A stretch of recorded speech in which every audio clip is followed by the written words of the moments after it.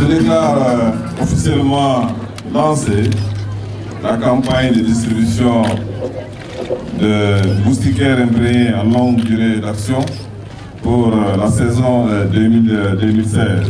C'est ainsi lancée la troisième campagne de distribution universelle de moustiquaires imprégnés d'insecticides à longue durée d'action. Le paludisme constitue un problème de santé publique au Burkina Faso. L'année 2015 a enregistré plus de 8 millions de personnes atteintes de la maladie, où malheureusement plus de 5 000 personnes en ont succombé, dont 80% sont des enfants âgés de moins de 5 ans.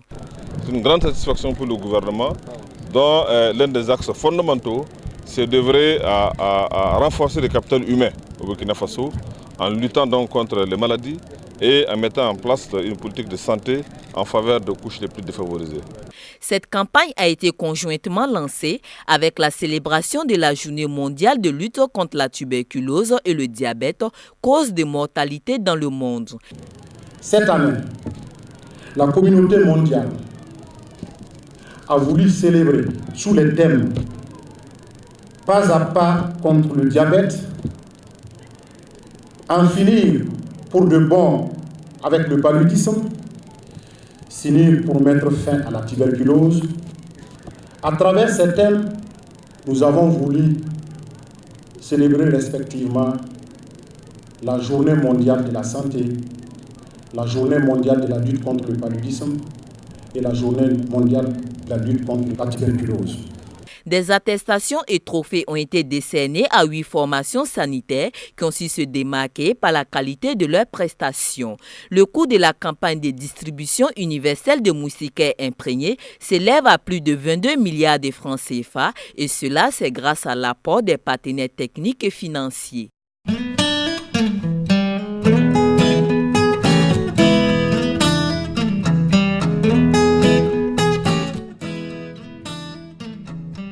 L'Union nationale des établissements d'enseignement privés laïcs a convié la presse ce matin pour annoncer la tenue prochaine de son 13e congrès les 28, 29 et 30 juillet 2016. Alors, l'objet de la présente conférence de presse, c'est d'annoncer la tenue les 28, 29 et 30 juillet prochains du 13e congrès de l'UNEPEL. Le congrès va se tenir au centre Cardinal Paul Zungrana, ici à Ouagadougou. Et le thème du congrès, c'est « Entreprendre dans le secteur privé de l'éducation au Burkina Faso, défis et perspectives ». Et ce thème sera traité à travers 2 sous-thèmes. Le premier sous-thème, c'est la création d'un établissement privé d'enseignement, opportunités et défis. Et le deuxième sous-thème, c'est la gestion administrative, financière et fiscale d'un établissement privé d'enseignement. Quel sera l'avenir de l'Union? Il s'agit donc de discuter sur les orientations que nous voulons donner à l'Union pour les 5 ans à venir. Ensuite, nous allons discuter sur les préoccupations de l'heure de l'Union. Nous avons par exemple une convention d'éducation signée avec l'État. Nous allons faire le point sur la mise en œuvre de cette convention. Créée en 1972, l'UNEPEL est la structure fêtière des établissements privés d'enseignement laïque du Burkina Faso. Elle regroupe des établissements de tous les ordres d'enseignement, à savoir le préscolaire, le primaire, le post-primaire, le secondaire et le supérieur. Elle est représentée par des coordinations régionales sur toute l'étendue du territoire national et compte à ce jour 700 établissements membres.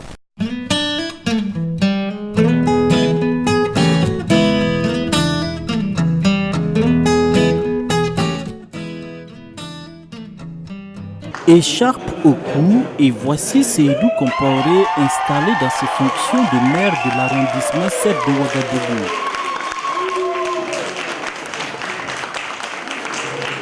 Fini donc la récréation et place au travail. Le nouveau maire issu de l'UPC et ses collaborateurs ont déjà des idées en place pour conduire à bien le mandat à eux confié. C'est instaurer un dialogue permanent dans l'arrondissement, impliquer fortement les citoyens dans nos chantiers tels que la santé, l'éducation, l'assainissement, l'emploi, le civisme fiscal. Dans les jours à venir, nous allons créer des comités dans les secteurs où nous allons permanemment être en contact avec ces comités pour pouvoir mieux gérer nos problèmes dans l'arrondissement. Conscient des besoins forts et réels des populations, l'équipe communale se dit prête à aller à leur rencontre afin de toucher du doigt leurs réalités pour mieux agir dans l'intérêt supérieur de cette population.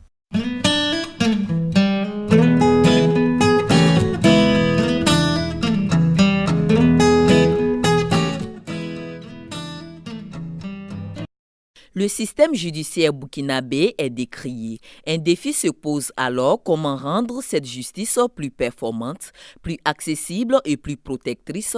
C'est tout l'enjeu de cet atelier réunissant 50 acteurs de la justice en vue de la validation de l'avant-projet de loi portant organisation judiciaire après la validation de celui portant sur les chambres criminelles. L'organisation judiciaire que nous sommes en train de revoir aujourd'hui est comme la charpente du système de l'appareil judiciaire. Comment sont composées les chambres au niveau de la cour d'appel, au niveau du tribunal de grande instance et au niveau des tribunaux d'instance, au niveau des tribunaux pour enfants. C'est ça que nous allons revoir pour mettre en cohérence l'ensemble des textes pour que l'appareil judiciaire retrouve toute sa performance et s'adapte aussi aux réalités nouvelles de notre pays. Outre l'introduction des tests régissant les tâches du juge de l'application des peines et du juge de l'exécution des décisions, d'autres innovations feront l'objet d'échanges. Nous avons prévu au niveau donc de cet avant-projet de loi que des chambres spécialisées soient créées pour les mineurs, pour les femmes, les problèmes, les violences faites aux femmes. Nous avons prévu aussi qu'il y ait au niveau de la chambre criminelle un pôle qui s'occupe des questions de délinquance financière et économique et un pôle de lutte contre le terrorisme. Et au niveau du TGI, il y aura aussi à Ouaga et à Bobo un pôle de lutte contre la délinquance économique et financière. Et au niveau du pôle du TGI de Ouaga, du tribunal de grande instance de Ouaga, il y aura un pôle de lutte contre le terrorisme à compétence nationale. Au-delà de la validation des différents tests, le ministère de la Justice, des Droits humains et de la Promotion civique annonce le jour prochain la formation des magistrats sur la déontologie, le management des juridictions, afin d'instaurer les bases d'une justice solide au grand bénéfice des justiciables.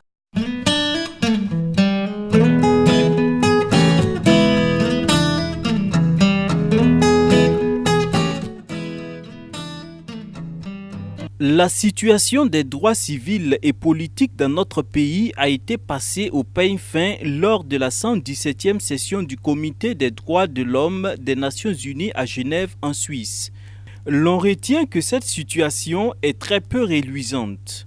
Étaient présents à cette session le MBDHP, le CIFDA, l'association SEM Films, ainsi que l'ensemble des organisations membres du Comité national pour les droits civils et politiques, sans oublier l'équipe gouvernementale. Il s'est agi pour le Comité des droits de l'homme des Nations Unies d'évaluer la mise en œuvre du pacte international relatif aux droits civils et politiques par le Burkina Faso qu'il a ratifié le 4 janvier 1999. Les interventions ont porté sur les points relatifs au droit à la vie. Au droit à la vie, en rapport effectivement donc avec, comme on l'a dit, l'impunité donc des crimes de sang et des crimes économiques. Parce que nous, au niveau donc de la société civile, nous avons beaucoup insisté là-dessus. Et également donc dans les questions à l'État burkinabé, les membres du comité sont venus, effectivement donc revenus sur ces questions-là avec beaucoup d'insistance. Sur le dossier Thomas Sankara, le dossier Norbert Zongo sont beaucoup revenus. En termes de questions des membres donc, du comité. Il y a également donc, la question donc, de l'insécurité. Voilà. Les membres du comité ont beaucoup insisté donc, là-dessus à ce que l'État puisse prendre ses responsabilités pour assurer effectivement, donc, la sécurité des citoyens burkinabés, notamment en rapport donc, avec les dérives, les groupes d'autodéfense, notamment en rapport donc, avec les braquages à main armée qui endeuillent donc, des familles chaque année, en rapport donc, avec le conflit intercommunautaire, en rapport également donc avec les attentats qu'on a connus donc déjà le 15 janvier à Ouagadougou, mais de plus en plus aussi dans les zones frontalières donc, du pays. On a beaucoup effectivement donc, de civils, beaucoup d'éléments des forces de défense et de sécurité qui ont perdu la vie suite effectivement donc, à des attaques par des groupes jusqu'à présent donc, non identifiés. Donc il y a la question effectivement donc, des droits des femmes sur lesquels effectivement donc, certains membres du comité ont beaucoup insisté pour demander effectivement donc, à ce que des mesures soient prises effectivement donc, pour que les femmes aient droit au crédit, aient droit donc, à la terre, pour permettre effectivement donc, aux femmes effectivement donc, de participer de façon active effectivement donc, à la vie au Burkina Faso. Pour le Comité des droits de l'homme, il est nécessaire pour le Burkina de prendre en compte non seulement le pacte, mais aussi la jurisprudence du comité dans les réformes actuellement en cours dans notre pays, notamment le projet d'écriture de la nouvelle constitution.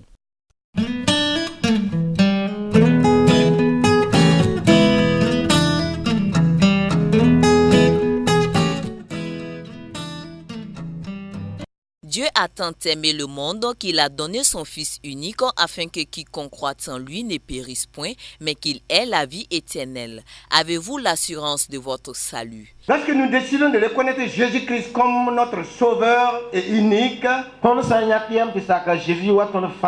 obtenons le salut. Nous avons la vie éternelle. Chacun de nous doit faire ce choix pour obtenir la vie éternelle. Et en prenant ce choix, prenez l'engagement d'aller jusqu'au bout. Persévérez dans votre choix et dans votre communion avec le Seigneur.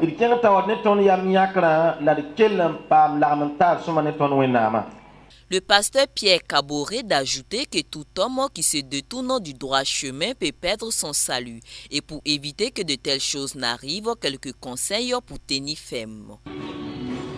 C'est tout simplement la mise en pratique de la parole de Dieu, l'obéissance à la parole de Dieu, qui est la source de toute bénédiction. Quand quelqu'un obéit à la parole de Dieu, quand quelqu'un marche selon la parole de Dieu, il est béni. Et donc, mon vœu, ou ce que je souhaite, ou ce que je désire pour les chrétiens, c'est qu'à tout moment, ils obéissent à la parole de Dieu. Pour tenir ferme, pour garder son salut, il faut être en communion avec Dieu, dans la prière, la méditation de la parole de Dieu, et ne jamais quitter l'assemblée de Dieu. Quand on garde ces choses, vraiment on gagne sa vie, on ne peut pas la perdre. Le culte a été par ailleurs marqué par des moments de louange et d'adoration. Bénissons le Seigneur pour cette journée dominicale où il nous a assistés. Et les moments d'action de grâce ont été formidables. Et le message qui nous rappelle qu'en Jésus nous avons la vie éternelle. Et nous sommes reconnaissants à Dieu pour tous ses bienfaits. Ça a été vraiment bien fait par le pasteur Pierre. On a bien apprécié, ça a été comme toujours une bénédiction encore pour nous. Et vraiment nous nous disons merci beaucoup. Après avoir écouté un tel message, il me revient de me sonder. Il me revient de faire une introspection pour améliorer, puisqu'on n'est jamais parfait. Et on court vers un but et on doit coûte que coûte chercher à atteindre ce but. Voilà, qui est d'être en ligne avec la parole de Dieu. Les fidèles de l'église des Assemblées de Dieu de Ouati-Normand se sont dit au revoir par le verset de 1 Jean 5, verset 12.